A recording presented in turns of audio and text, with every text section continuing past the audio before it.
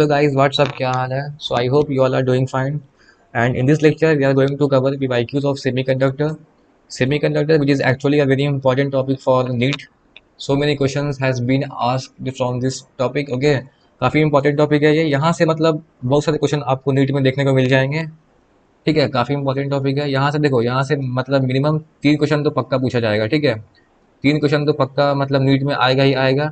4 भी आ सकता है, 5 भी आ सकता है, 6 भी आ सकता है. लिख के ले लो. ठीक है, 3 तो मतलब मस्ट है, कंपलसरी है. 3 क्वेश्चन तो डेफिनेटली आएंगे, यानी कि इस लेक्चर देखने के बाद आपको मतलब +12 मार्क्स तो गारंटेड हो जाएंगे डेफिनेटली. ठीक है, आपको 4 भी आ सकता है क्वेश्चन, 5 भी आ सकता है. तो काफ़ी सारे क्वेश्चन मतलब इस चैप्टर से आते हैं, इसीलिए काफ़ी इंपॉर्टेंट टॉपिक है ये. You don't have to miss this topic, you have to learn this topic. ठीक है, तो इसको अच्छे से कर लेना यार, काफ़ी इंपॉर्टेंट टॉपिक है ये. सो बिना किसी मतलब देरी के स्टार्ट करते हैं आज के इस लेक्चर को. So let us start this lecture without any delay. सबसे पहला क्वेश्चन हमारे पास ये रहा, हमारा पहला क्वेश्चन. ठीक है, नीट का ये क्वेश्चन आपका 2024 में आया है. सॉल्व करो इसको. इसमें पूछा है the IV characteristic shown above are exhibited by year. मतलब ये जो कैरेक्टरिस्टिक्स है ये किसका है? एलईडी का है, या फिर जीना डायोड का है, या फिर फोटो डायोड का है, या फिर सोलर सेल का है. तो आपको मतलब आइडेंटिफाई करना है कि ये किसका आईवी कैरेक्टरिस्टिक्स है ये. तो अगर इस फिगर को हम ध्यान से देखें तो ये देखो यार, ये मतलब एनसीईआरटी में दिया हुआ है. ये हमारे पास आईवी कैरेक्टरिस्टिक्स है, और इस तरह का फिगर जो होता है वो किसका होता है? इस तरह का जो फिगर होता है सर, ये हमारे पास सोलर सेल का होता है. किसका होता है? सोलर सेल का होता है. ठीक है, किसका होता है? सोलर सेल का होता है. तो option D is the right answer. Very easy question. Option D is the right answer. ठीक है, सिंपल एज दैट. आगे बढ़ते हैं. अब यहाँ पर देखो यार, ये क्वेश्चन भी तुम्हारा नीट का है.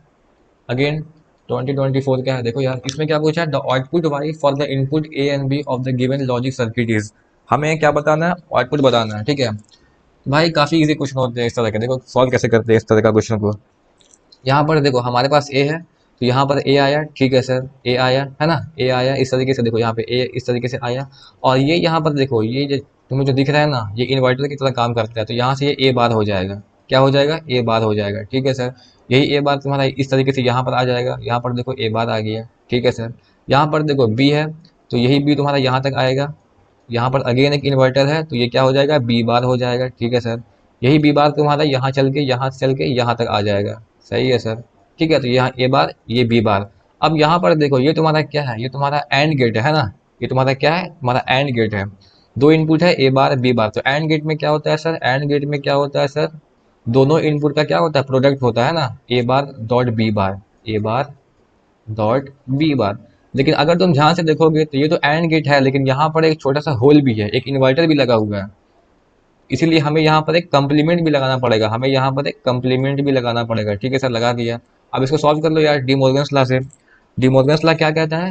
Break the line change the sign, break the line change the sign. ठीक है, लाइन ब्रेक करो, साइन चेंज करो. तो ये क्या हो जाएगा भाई? ए डबल बार, दोनों पर बार आ जाएगा, और यहाँ पे प्रोडक्ट है तो यहाँ पे प्लस आ जाएगा, सम हो जाएगा. ठीक है, और बी पे डबल बार हो जाएगा. तो ए डबल बार क्या होता है? ए होता है, प्लस बी डबल बार क्या होता है? बी होता है. तो वाई इक्वल टू क्या आ गया? A plus B. तो ये क्या हो जाएगा? OR gate Y equal to A plus B. हमें क्या पूछा था? Output Y. तो क्या हो जाएगा? A plus B. Option C is the right answer. Option C is the right answer. That's it. Easy question. आगे बढ़ते हैं. अगेन सेम क्वेश्चन, नीट 2024 का. देखो यार, दो क्वेश्चन तो हम लोगों ने सॉल्व कर लिया, अब एक और क्वेश्चन हमें मिल गया है. इसमें क्या पूछा है? Consider the following statement A and B and identify the correct answer. ठीक है सर, हमें देखो इन दोनों ऑप्शन को हमें चेक करना और बताना है कि कौन सा ऑप्शन सही है, कौन सा गलत है. तो अगर हम ऑप्शन ए के बारे में बात करें तो यहाँ पे क्या पूछा है? For the solar cell the IV characteristics lies in the fourth quadrant of the given graph. बिल्कुल सही. देखो ऑप्शन ए जो है बिल्कुल सही है. क्यों सही है? क्योंकि अगर हम सोलर सेल की बात करें, उसका ग्राफ कैसा होता है? ये तुम्हारा आई हो गया करेंट, और ये तुम्हारा हो गया वोल्टेज, है ना. तुम्हारा आई हो गया और तुम्हारा वोल्टेज हो गया. तो अगर हम उसके ग्राफ के बारे में बात करें तो उसका ग्राफ कहाँ बनता है? उसका ग्राफ बनता है फोर क्वाड्रेंट में, इस तरीके से, और इस तरीके से बनता है ग्राफ उसका, है ना. ये उसका ग्राफ रहा, इसका सोलर सेल का. First quadrant, second, third and fourth. तो फोर्थ क्वाड्रेंट में आपका ग्राफ बनता है, अगर आपको याद हो अच्छे से तो. ठीक है, तो ये सही है. For the solar cell the IV characteristics lies in the fourth quadrant. बिल्कुल सही. तो ऑप्शन ए क्या है? सही है. ऑप्शन बी की बात करें अगर हम लोग, ऑप्शन बी में क्या पूछा है भाई? ऑप्शन बी में पूछा है sir, in a reverse bias PN junction diode the current measured in micro ampere is due to majority charge carrier. नहीं नहीं भाई, ये गलत है, ये तुम्हारा गलत है. क्यों सर? गलत क्यों है? गलत इसलिए है क्योंकि रिवर्स बायस में क्या होता है, करंट जो होता है हमारा, जो माइक्रो एम्पियर में होता है, वो मेजोरिटी की वजह से नहीं होता है। It is due to minority charge carrier. तो ये स्टेटमेंट गलत हो गया। It is not due to majority charge carrier, it is actually due to minority charge carrier. ठीक है। रिवर्स बायस में क्या होता है, जो करंट होता है वो किसके वजह से होता है, it is due to minority charge carrier. तो ये गलत हो गया। यहाँ पर क्या है, मेजोरिटी चार्ज कैरियर, तो ये गलत हो गया है ना। तो ऑप्शन बी क्या हो गया, गलत हो गया। तो इसका आंसर क्या हो जाएगा, A is correct but B is incorrect. A is correct but B is incorrect. Option A is the right answer. Option A is the right answer. Simple as that, easy question था। आगे बढ़ते हैं। ठीक है। अब यहाँ पर देखो अगेन, फिर से देखो यार, अगेन नीट 2024। भाई 4 क्वेश्चन हो गया भाई इसको मिला के। समझ रहे हो? काफ़ी इंपॉर्टेंट टॉपिक है, छोड़ना इसको बिल्कुल भी नहीं है। इसको हर हाल में करके जाओ। ठीक है। 4 क्वेश्चन तो ऐसे ही मतलब आ गए यार। ठीक है। अब इसमें देखो क्या करना है, इसमें अभी तुम्हें आउटपुट निकालना है ना, वाई तुम्हें निकालना है। चलो फटाफट निकालते हैं। देखो यहाँ पर ए है, ये ए यहाँ तक तुम्हारा आया। यहाँ पर बीच में एक इन्वर्टर है, तो ये क्या हो जाएगा, ए बार हो जाएगा सर। बहुत बढ़िया। ठीक है। यही ए बार तुम्हारा यहाँ तक आ जाएगा। हाँ सर, समझ गया। ठीक है। यहाँ पर देखो बी है, ये बी तुम्हारा यहाँ तक आया। ठीक है। यहाँ पर इन्वर्टर है, तो ये क्या हो जाएगा, बी बार हो जाएगा अगेन। सही है। यही तुम्हारा बी बार जो है वो यहाँ तक आ जाएगा। सही है। अब देखो यहाँ पर ये क्या है, ये तुम्हारा एक और गेट है। ये तुम्हारा क्या है, एक और गेट है। तो और गेट क्या करता है सर, दो इनपुट का सम कर देता है ना। तो ये क्या हो जाएगा, y इक्वल टू हो जाएगा ए बार प्लस बी बार। लेकिन अगर तुम ध्यान से देखोगे, अगर तुम ध्यान से देखोगे तो यहाँ पर एक इन्वर्टर भी लगा हुआ है। यहाँ पर एक इन्वर्टर भी लगा हुआ है। तो इन्वर्टर क्या करता है, कुछ नहीं सर, बस एक कंप्लीमेंट को ले आता है। तो बस एक कंप्लीमेंट को ले आओ, बस एक कंप्लीमेंट को ले आओ, है ना। तो अब क्या होगा भाई, अब लगाओ Morgan's law, De Morgan's law, break the line change the sign. तो ये क्या हो जाएगा, ए डबल बार, और बीच में प्लस है तो डॉट आ जाएगा, प्रोडक्ट आ जाएगा, B double bar, that's it. तो ये क्या हो जाएगा, ए डॉट बी, है ना। ए डबल बार क्या होता है, ए होता है। बी डबल बार क्या होता है, बी होता है। तो A dot B. So Y equal to क्या हो गया, ए डॉट बी। तो ये तो हमारे पास एक एंड गेट है ना। ये क्या है, एंड गेट है। सो option D is the right answer. Option D is the right answer, that's it. Easy, समझ में आया। आगे बढ़ते हैं। ठीक है। यार देखो यार, यहाँ पे मतलब मैं क्वेश्चन भी लिख देता हूँ। ये रहा पहला क्वेश्चन। ठीक है। ये रहा तुम्हारा दूसरा क्वेश्चन। आगे बढ़ते हैं। काफ़ी इजी क्वेश्चन आता है यार, उतना हार्ड नहीं आता है। यहाँ पर देखो, ये रहा तुम्हारा तीसरा क्वेश्चन। और ये रहा तुम्हारा चौथा क्वेश्चन। और चारों क्वेश्चन नीट 2024 का। वाह क्या बात है। अब ये क्वेश्चन करो यार, ये तुम्हारा पांचवा क्वेश्चन। ठीक है। सॉल्व करो इसको। अब देखो ये भी मतलब इजी क्वेश्चन है, उतना हार्ड नहीं है। बच्चे क्या करते हैं, देखते हैं और बोलते हैं कि यार हार्ड है। हार्ड क्या है इसमें, आपको बस फिगर को आप मतलब सीखो, फिगर को देख के डरना नहीं है इसको। ठीक है। इसमें क्या करना है, देखो हमारे पास ये एक सर्किट है, इसको आप सिंप्लीफाई करो। इसका जो एक्सप्रेशन निकल कर आएगा वही आपको इन चारों में से किसी एक के साथ मैच करना है, दैट्स इट। बस इतना ही क्वेश्चन में करना है, काफ़ी ईजी है। अब देखो कैसे करते हैं इसको। अब यहाँ पर देखो इस फिगर के बारे में बात करते हैं। तो यहाँ पर ए है, ये ए यहाँ तक आया सर। ठीक है। यहाँ पर देखो एक इन्वर्टर है, तो ये क्या हो जाएगा, ए बार हो जाएगा। बहुत बढ़िया। ठीक है। सिमिलरली यहाँ पर बी है, तो बी यहाँ तक आएगा। ठीक है सर। यहाँ पर एक इन्वर्टर है, तो ये क्या हो जाएगा, बी बार हो जाएगा सर। सही है। अब ये तुम्हारा क्या है, ये तुम्हारा एक और गेट है। तो और गेट में क्या होता है सर, और गेट में कुछ नहीं सर, दोनों इनपुट का सम होता है। और गेट में क्या होता है, और गेट में कुछ नहीं, दोनों इनपुट का सम होता है। तो ये क्या हो जाएगा, ए बार प्लस बी बार। लेकिन अगर तुम ध्यान से देखोगे तो यहाँ पर एक इन्वर्टर भी लगा हुआ है ना। यहाँ पर एक इन्वर्टर भी लगा हुआ है। तो इन्वर्टर क्या करता है, कंप्लीमेंट को ले आता है, दैट्स इट। क्या करता है, कंप्लीमेंट को ले आता है। तो बस कंप्लीमेंट को ले आओ। अब यहाँ पर तुम लगा दो De Morgan's law. De Morgan's law क्या बोलता है, break the line change the sign. तो ये हो जाएगा ए डबल बार, और बीच में जो प्लस है वो डॉट बन जाएगा, है ना, प्रोडक्ट बन जाएगा, बी डबल बार। तो ये क्या हो जाएगा, ए डबल बार होता है ए, और बी डबल बार होता है बी। तो बस y equal to A dot B, ये आपको चेक करना है। आपको बस ये चेक करना है कि y equal to A dot B जो है ये किससे मैच कर रहा है। हमारे पास 4 ऑप्शन है, चारों में देखना है कि y equal to A dot B यानी कि एंड गेट किससे मैच कर रहा है। तो अगर तुम ध्यान से देखोगे यार, ऑप्शन ए से चेक कर लेते हैं। ठीक है। तो यहाँ पर देखो, ये यहाँ पे आया ए, यहाँ तक आया बी। यहाँ पर देखो और गेट है और एक इन्वर्टर लगा हुआ है। तो यहाँ y क्या हो जाएगा, यहाँ y हो जाएगा ए प्लस बी, और एक कंप्लीमेंट। तो ये तो नॉर गेट है, हमें चाहिए एंड गेट। तो ये तो हो नहीं सकता। ऑप्शन बी की बात करते हैं। यहाँ देखो ए आया, यहाँ बी आया। ठीक है सर। यहाँ पे एक एंड गेट है और एक इन्वर्टर लगा हुआ है। तो ये क्या हो जाएगा, y equal to AND gate में क्या होता है, ए डॉट बी और एक इन्वर्टर है तो कंप्लीमेंट। तो ये तो नैंड गेट हो गया सर, हमें एंड गेट चाहिए, तो ये भी नहीं होगा। ऑप्शन सी में देखो, सी में देखो यहाँ पे ए आया, ठीक है, यहाँ पर देखो बी आया, सही है। ये एक और गेट है, तो वाई इक्वल टू क्या हो जाएगा, और गेट में क्या होता है, दोनों इनपुट का सम होता है, तो Y equal to A plus B. तो ये तो और गेट है, हमें चाहिए एंड गेट, तो ये भी नहीं हो सकता। ऑप्शन डी में देखते हैं, यहाँ देखो, यहाँ पे ए आया, यहाँ से बी आया, और ये एंड गेट है ना, तो वाई इक्वल टू क्या हो जाएगा, ए डॉट बी। ये हमारे पास क्या है, एंड गेट है ना भाई, इसको तो अच्छे से लिख देते हैं, थोड़ा प्यार से लिख देते हैं इसको। तो हमें हमारा आंसर मिल गया, दिखा कि नहीं। ये क्या हो जाएगा, y equal to A dot B. So this is the answer, option D is the right answer. Option D is the right answer, simple as that. Easy question, hard नहीं है, बस आपको बस इसका एक्सप्रेशन निकालना था और फिर इन चारों में से किसी के साथ मैच करना था, सिंपल एज दैट, इजी। आगे बढ़ते हैं। अब ये क्वेश्चन देखो यार, ये तुम्हारा हो गया क्वेश्चन नंबर 6, ठीक है। इसमें क्या करना है सर, और देखते हैं। इसने पूछा है भाई कि a P type extrinsic semiconductor is obtained when germanium is doped with. अच्छा, अगर जर्मेनियम को हम डोपिंग करते हैं, और पी टाइप के लिए, किसके लिए, पी टाइप के लिए, तो हमें मतलब जर्मेनियम की डोपिंग किसके साथ करें हम, इन चारों में से, ये बताना है। तो भाई देखो, इसके लिए मेरे पास एक ट्रिक है, और इस ट्रिक को तुम याद रखना। ट्रिक क्या है सर, इसको यहाँ पे लिख देते हैं। एक शॉर्टकट है भाई, मतलब काफ़ी हेल्प करेगा तुम्हें, बस इसको तुम याद कर लेना है, ये मतलब बत्ती जलना चाहिए, ठीक है। ट्रिक ये है सर कि अगर तुम्हारे पास पी टाइप सेमीकंडक्टर है, अगर तुम्हारे पास पी टाइप, ठीक है, ये पी टाइप है, ठीक है, अगर तुम्हारे पास पी टाइप सेमीकंडक्टर है, तो उस केस में तुम्हारी जो इम्प्योरिटी यूज होती है वो कैसी होती है, ट्राई वैलेंट होती है। मैं इसको थोड़ा अच्छे से लिख देता हूँ। अगर तुम्हारे पास पी टाइप है, तो उस केस में हम यूज़ करते हैं ट्राई वैलेंट इम्प्योरिटी, यहाँ पर लिख देते हैं, ठीक है। अगर हमारे पास पी टाइप है, तो उस केस में हम ट्राई वैलेंट इम्प्योरिटी यूज़ करते हैं। कौन सी इम्प्योरिटी यूज़ करते हैं, ट्राई वैलेंट इम्प्योरिटी यूज़ करते हैं।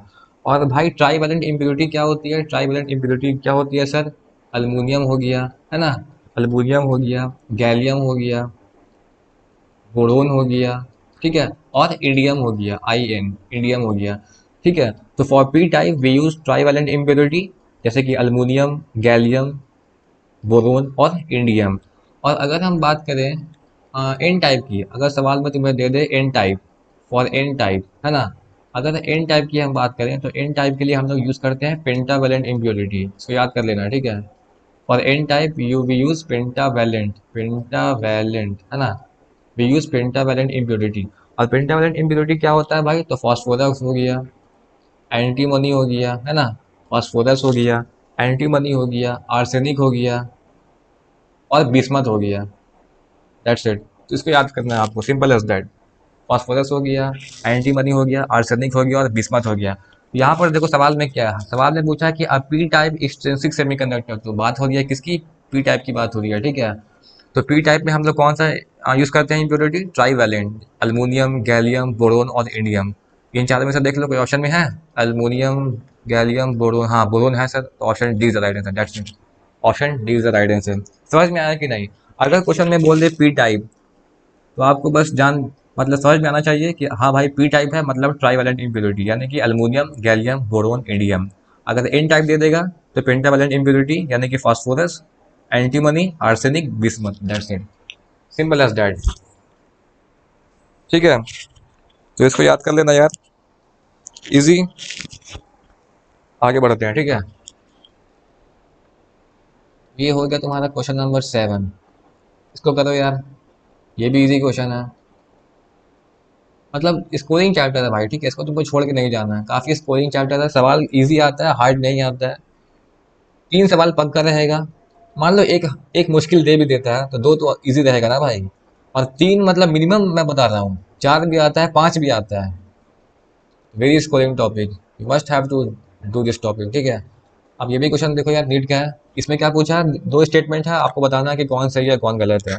पहला स्टेटमेंट चेक करते हैं। पहला स्टेटमेंट क्या बोल रहा है sir, photovoltaic devices can convert optical radiation into electricity. क्या ये सही है, बिल्कुल सही है।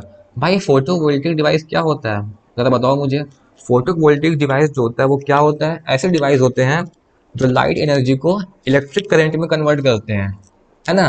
फोटोवोल्टिक डिवाइस जो होते हैं ये ऐसे डिवाइस होते हैं जो लाइट, जो क्या करते हैं, लाइट एनर्जी को कन्वर्ट करते हैं किसमें, इलेक्ट्रिक करंट में। तो वही तो यहाँ पे लिखा हुआ है भाई, लाइट को कन्वर्ट करता है इलेक्ट्रिक करंट में।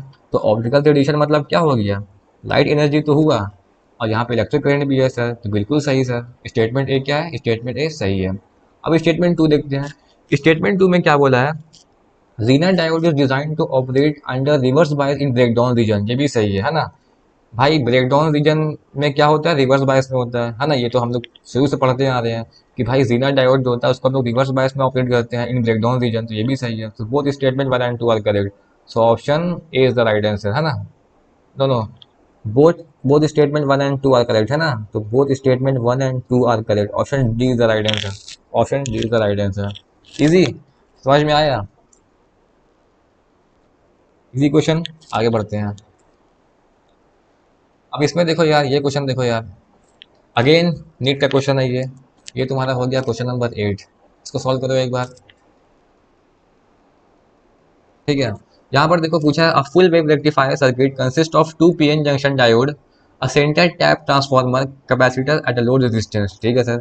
विच of this component remove the AC ripple, अरे भाई ये तो हम क्या ही पूछा है ये। विच of this component remove the AC ripple from the rectified output, अरे भाई एसी रिपल को रिमूव करने के लिए हम लोग क्या यूज करते हैं, simply capacitor, that's it, B is the right answer.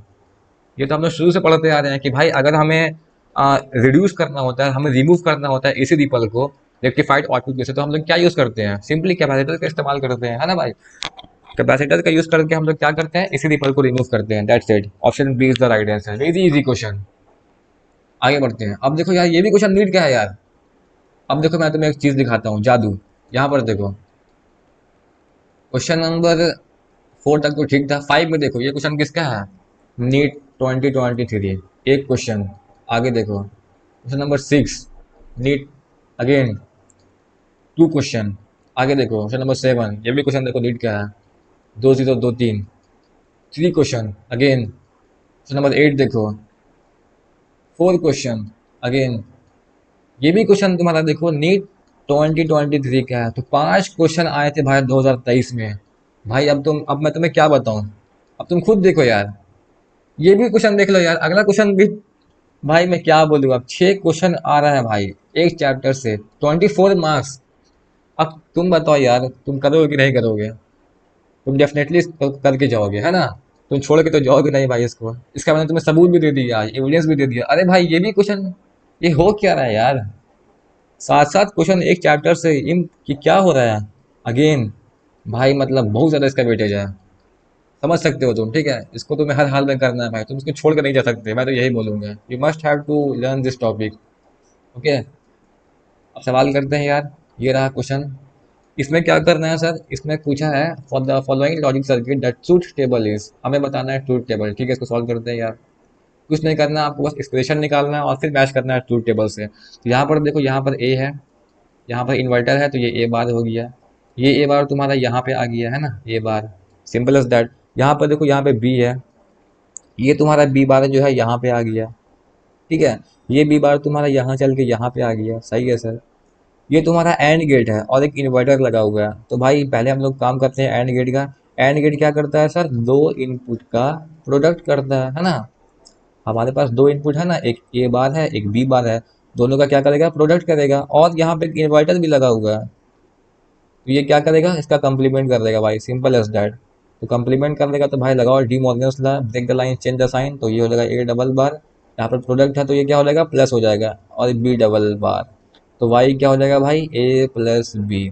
This is nothing but OR gate, this is nothing but OR gate. तो और गेट में क्या होता है, और गेट में क्या होता है भाई, और गेट में ये होता है कि अगर दोनों इनपुट में से कोई एक भी इनपुट वन होगा तो आउटपुट वन होगा, है ना। यानी कि 0 1 में 1, 1 0 में 1, 1 1 में 1, और 0 0 पे 0।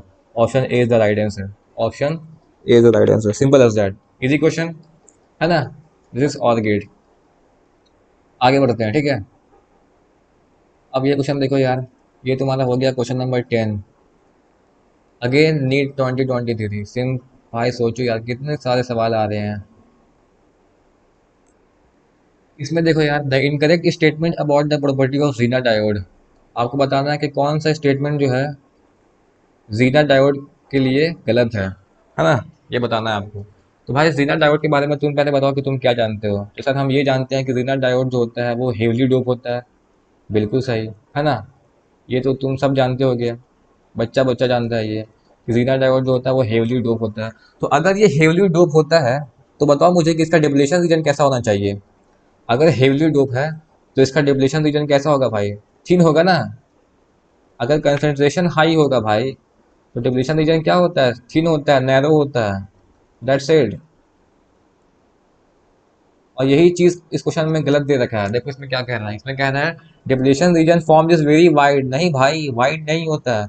अगर कंसंट्रेशन ज्यादा है, आपकी डोपिंग ज्यादा है, हेवली डोप है, तो डिप्लेशन रीजन कैसा होता है? नैरो होता है, वाइड नहीं होगा। तो यही सही है, option D is the right answer. यही स्टेटमेंट गलत है भाई।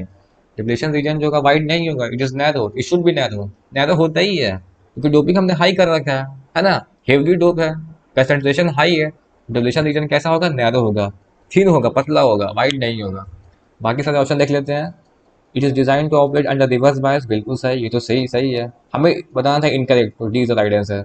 बाकी ये देखो, बी देखो, Zener voltage remains constant eight breakdown. हाँ भाई, ब्रेकडाउन में क्या होता है? कांस्टेंट होता है। ग्राफ तुम लोगों ने जान देखा ही होगा, करके देखा ना? क्या होता है ब्रेकडाउन में? कांस्टेंट होता है, इस तरीके से है ना, कांस्टेंट होता है। तो ये भी सही है। ऑप्शन ए देखो, P N N region of Zener diode are heavily diode, बिल्कुल सही, ये भी सही है ना? हेवली डोप होता है, तो ये भी सही है। सो option D is the right answer. D incorrect है, इसलिए D is the right answer. आगे बढ़ते हैं। ये क्वेश्चन देखो यार, क्वेश्चन नंबर 11। अब ये देखो, ये क्वेश्चन थोड़ा अच्छा है, ये क्वेश्चन थोड़ा अच्छा है, ठीक है? ये क्वेश्चन जो है थोड़ा अच्छा है इन कंपैरिजन टू प्रीवियस। इसको करके दिखाओ एक बार। It is actually a good question. तो इसमें क्या पूछा है? इसमें कह रहा है कि the collector current in a common base amplifier. अच्छा, कॉमन बेस एम्पलीफायर की बात हो रही है, यूजिंग इन पीएन ट्रांजिस्टर। ठीक है सर। तो हमें हमें क्या दे रखा है, पहले ये लिख लो। भाई देखो, हमें क्या दे रखा है, हमें आईसी की वैल्यू दे रखी है। यहाँ पर लिखता हूँ, ठीक है? जगह थोड़ा नहीं है, थोड़ा मैनेज करना पड़ेगा, कोई बात नहीं सर। यहाँ पर देखो, हमें आईसी की वैल्यू जो है वो दे रखी है। कलेक्टर करंट है ना, आईसी, आईसी की वैल्यू हमें दे रखी है। आईसी की वैल्यू हमें दे रखी है कितना? 24 मिली एम्पियर, सही है। 24 मिली एम्पियर हमें आईसी की वैल्यू दे रखी है। If 80% of the electrons release by the emitter is accepted by the collector, then the base current is numerically. हमें बेस करंट निकालना है, हमें आईबी की वैल्यू निकालनी है, ठीक है? तो पहले देखो यार, यहाँ पे ये क्या है? एक एनपीएन ट्रांजिस्टर है, और वो भी कॉमन बेस कॉन्फ़िगरेशन है, कॉमन बेस है ना? और हमारे पास एक एनपीएन ट्रांजिस्टर है। इसका तुम एक काम करो, इसका तुम एक डायग्राम बना लो, छोटा सा प्यारा सा डायग्राम बना लो। ठीक है सर, बना लेते हैं।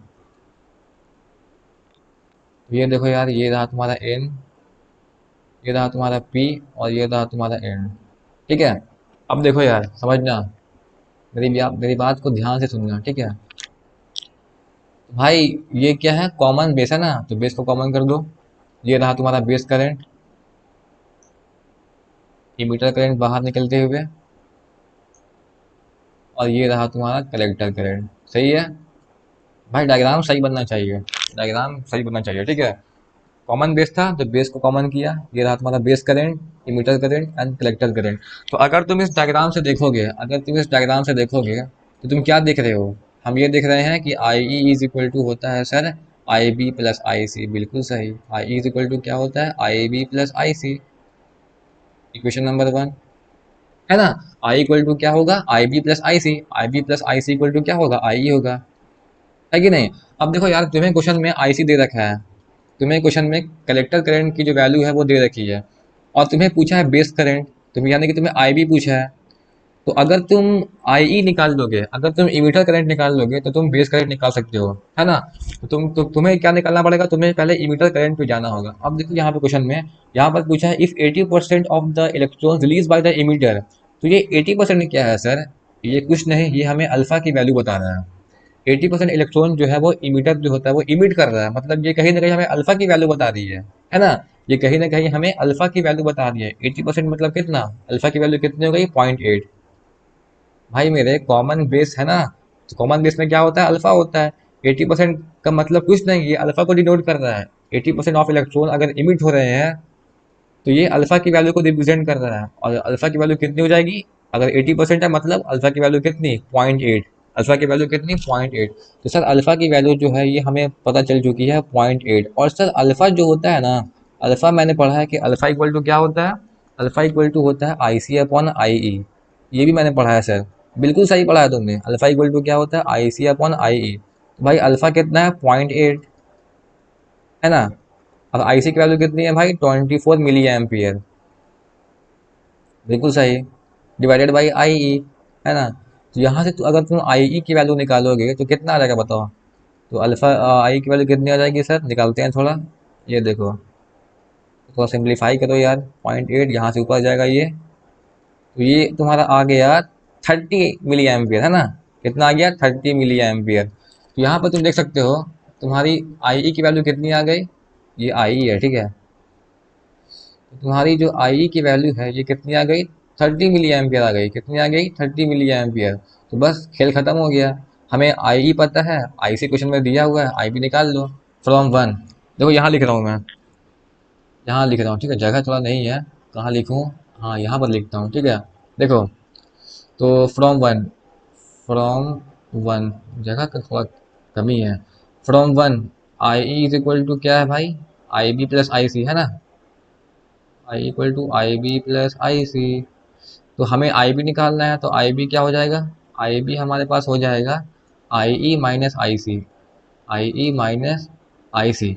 आई ई की वैल्यू कितनी है, अभी हम लोगों ने निकाला 30 मिली एम्पियर, और आई सी कितना दिया हुआ था क्वेश्चन में, 24 मिली एम्पियर। तो 30 माइनस 24 यानी कि 6 milli ampere. So 6 milli ampere is the right answer. 6 milli ampere is the right answer, है ना, 6 मिली एम्पियर। 6 मिली एम्पियर, अब देखो यहाँ पे, तो इसको अच्छे से लिख देते हैं एक बार यार। ये 6 मिली एम्पियर है, ठीक है। कितना है, 6 मिली एम्पियर।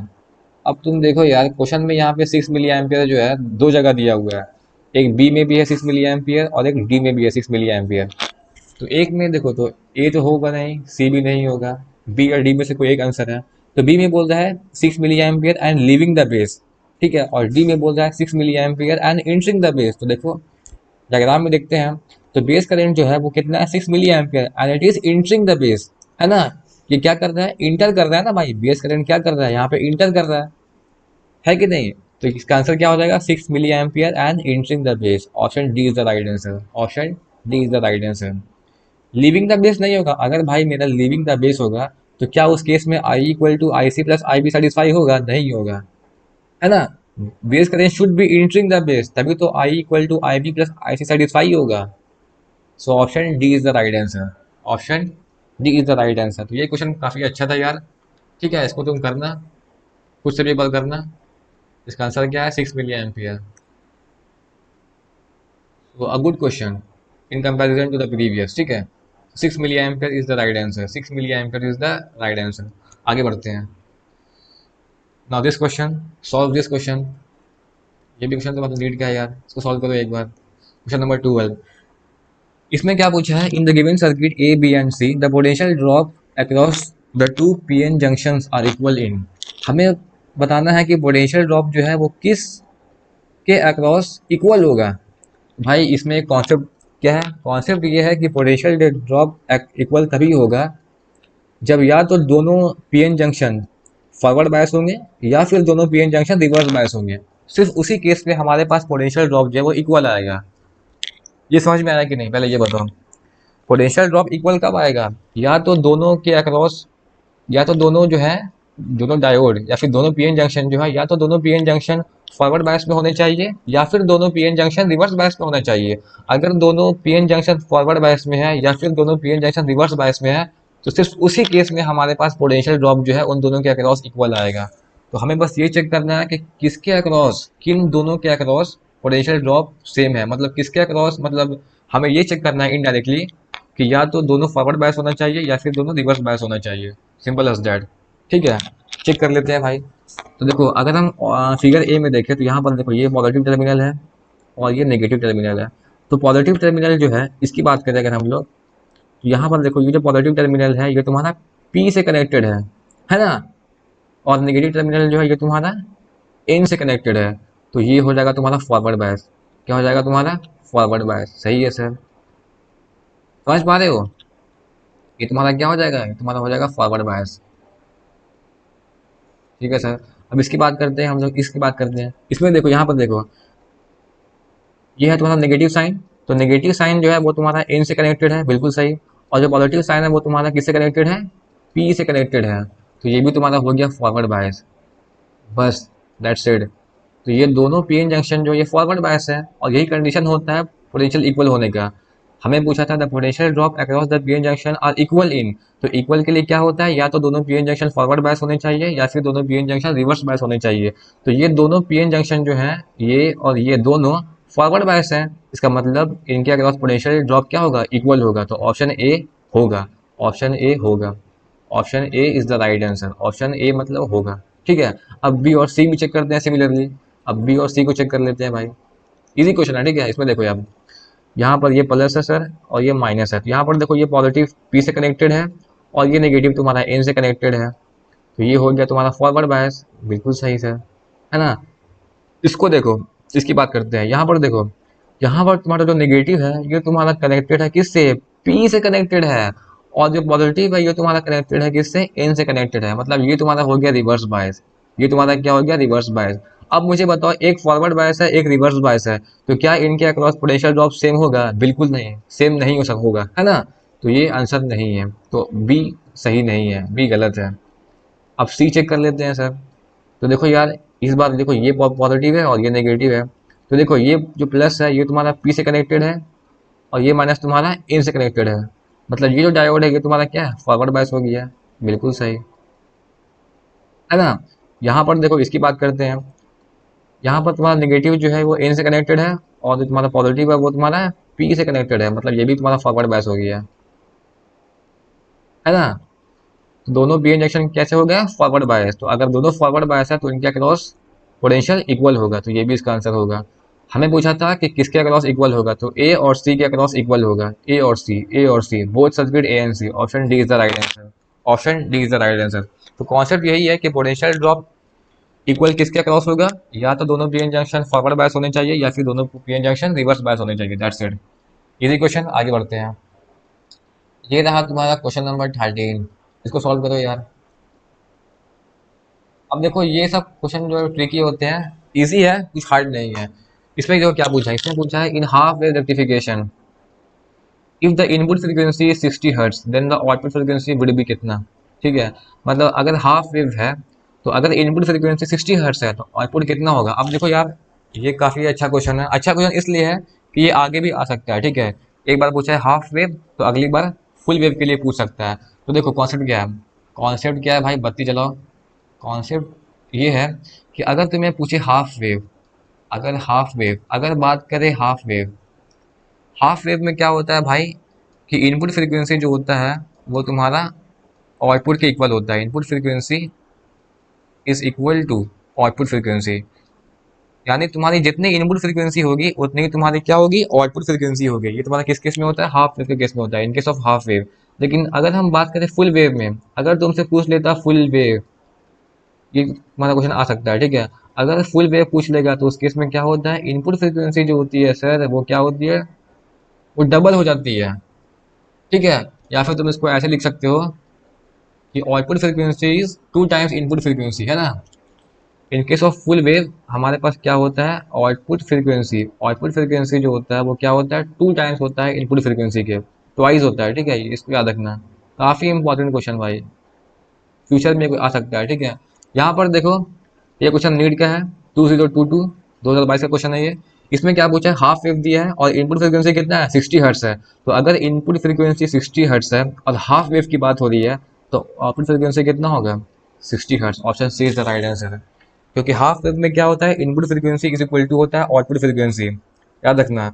लेकिन अगर तुम्हें यहीं पे इस सवाल में अगर तुमको बोल देता हाफ वेव, अगर तुमको बोल देता फुल वेव, सॉरी, अगर तुमको यही क्वेश्चन में बोल देता फुल वेव, तो आंसर क्या होता, इनपुट फ्रीक्वेंसी कितना है, 60 हर्ट्ज। अगर बोलता फुल वेव तो आउटपुट कितना होगा, इनपुट का डबल होगा, यानी कितना, 120 हर्ट्ज। तो उस केस में आंसर डी होता। ठीक है। तो ये क्वेश्चन हो सकता है कि इस साल आए, हो सकता है भाई कि ये क्वेश्चन जो है 2025 में आए, आपको हाफ वेव की जगह फुल वेव कर दे। हो सकता है कि इनपुट फ्रीक्वेंसी यही रखे या फिर चेंज कर दें, जो करें। हमें बस इतना पता है कि अगर फुल वेव होगा तो आउटपुट फ्रीक्वेंसी जो होता है वो इनपुट के डबल होता है, simple as that. In case of half wave, in case of half wave input frequency is equal to output frequency. In case of full wave output frequency is nothing but twice of input frequency. Simple as that. तो ये सवाल बन सकता है, very important question. Easy. आगे बढ़ते हैं. So option C is the right answer in this case. आगे बढ़ते हैं. अब ये सवाल देखो यार, इसको करो एक बार. ये तुम्हारा हो गया क्वेश्चन नंबर 14. इसको एक बार देख लो यार, ये भी मतलब इजी क्वेश्चन है. इसको देखो एक बार. इसमें क्या पूछा है, consider the following statement A and B and identify the correct answer. तो भाई देखो हमारे पास क्या है, एक जीना डायोड है. स्टेटमेंट वन क्या है, a zener diode is connected in reverse bias when use as a voltage regulator. बिल्कुल सही यार, ऑप्शन ए तो करेक्ट है सर, है ना. जीना डायोड को हम लोग रिवर्स बायस में करते हैं ना operate, when it is used in as a voltage regulator. बिल्कुल सही. स्टेटमेंट ए तो पक्का सही है. अब स्टेटमेंट बी को देखते हैं. The potential barrier of PN junction lies between 0.1 to 0.3 volt. नहीं, ये गलत है. 0.1 टू 0.3 वोल्ट लिमिटेड बता दिया इसने. ठीक है, मतलब सही है लेकिन फिर भी गलत है, ये ऐसा नहीं है. क्योंकि हम जो है हमने सिलिकॉन का भी यूज़ किया है, और इन केस ऑफ सिलिकॉन हमारे पास पोटेंशियल बैरियर क्या होता है, 0.7 वोल्ट होता है ना. ये हम लोगों ने पढ़ रखा है सर. या तो सिर्फ 0.1 से 0.3 की बात कर रहा है, तो ये गलत हो गया. तो statement one is correct, statement two is incorrect. A सही है, बी गलत है. A is correct but B is incorrect. Option D is the right answer. Option D is the right answer. Easy. फटाफट जल्दी से बताओ एक बार यार, समझ में आया कि नहीं. आगे बढ़ते हैं, ठीक है. तो ए सही है, बी गलत है. आगे बढ़ते हैं. नो. अब ये देखो यार, ये भी क्वेश्चन काफ़ी अच्छा है. ठीक है, आगे भी आ सकता है ये क्वेश्चन. इसको एक बार देख लेते हैं. इसने पूछा है the correct Boolean operation represented by the diagram. यहाँ पर देखो एक सर्किट दे दिया है, और इस सर्किट के कॉरस्पॉन्डिंग हमें बताना है कि ये कौन सा गेट को सेटिस्फाई कर रहा है, OR gate, NAND gate, NOR gate या फिर एंड गेट. तो देखो भाई, इसको हम बहुत ही मतलब आराम से करेंगे, हड़बड़ाएंगे बिल्कुल भी नहीं. समझना है इसको, ठीक है.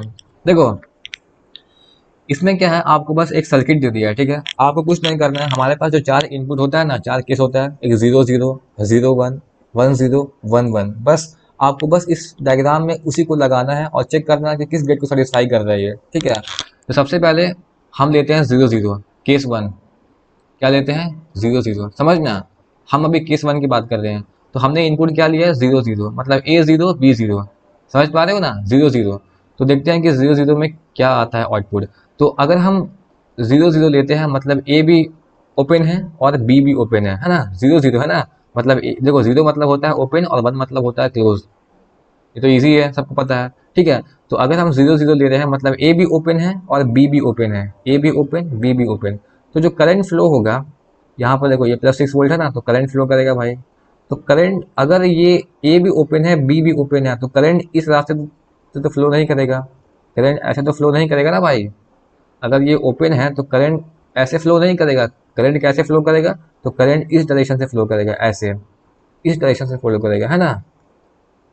तो अगर करंट इस डायरेक्शन से फ्लो करेगा, तो बीच में हमारे पास क्या है, एलईडी बल्ब है, तो बत्ती जलेगा, है ना यार. बताओ, अगर करंट ऐसे फ्लो करेगा, सीधा फ्लो करेगा, तो बीच में क्या है, लाइट है, बल्ब है ना, तो बल्ब जलेगा. बल्ब जल रहा है, मतलब हमने 0 0 दिया तो बल्ब जल रहा है. अगर बल्ब जल रहा है मतलब 1, बल्ब नहीं जल रहा मतलब 0. तो बल्ब यहाँ यहाँ किस केस में जल रहा है, मतलब 1. तो 0 0 पे क्या आया, 1 आया. समझ में आया कि नहीं, पहले ये बताओ. तो फिर से एक बार समझाता हूँ तुम्हें, फिर से एक बार समझो. देखो हमने इनपुट क्या लिया, 0 0. तो अगर 0 0 है, मतलब ए भी ओपन बी भी ओपन, तो करंट जो है वो इस ऐसे फ्लो नहीं करेगा. करंट इस तरीके से फ्लो थोड़ी करेगा, क्योंकि दोनों ओपन है ना यार. अगर हमारा शॉर्ट सर्किट हो, मतलब ओपन है, ओपन पाथ है, तो करंट कैसे फ्लो करेगा, मतलब करंट हर हाल में इस तरीके से फ्लो करेगा, इस तरीके से, है ना. करंट हर हाल में इस तरीके से फ्लो करेगा. तो अगर इस तरीके से फ्लो करेगा, तो बीच में एलईडी है, मतलब बत्ती जलेगा. बत्ती जलेगा मतलब 1. That's it, easy. अब बात करते हैं सेकंड केस का. तो हमने देखा कि 0 0 पे क्या मिला, हमें 1 मिला. अब हम ऑप्शन बी देखते हैं. अब हम लेते हैं 0 1. क्या लेते हैं, 0 1. मतलब ए जो है वो ओपन है, ए ओपन है, और बी हमने कर दिया इस बार क्लोज, बी हमने कर दिया क्लोज. अब बताओ करंट किस तरीके से फ्लो करेगा. तो करंट अभी भी इसी पाथ को फॉलो करेगा, अभी भी करंट जो है वो इस तरीके से फॉलो करेगा.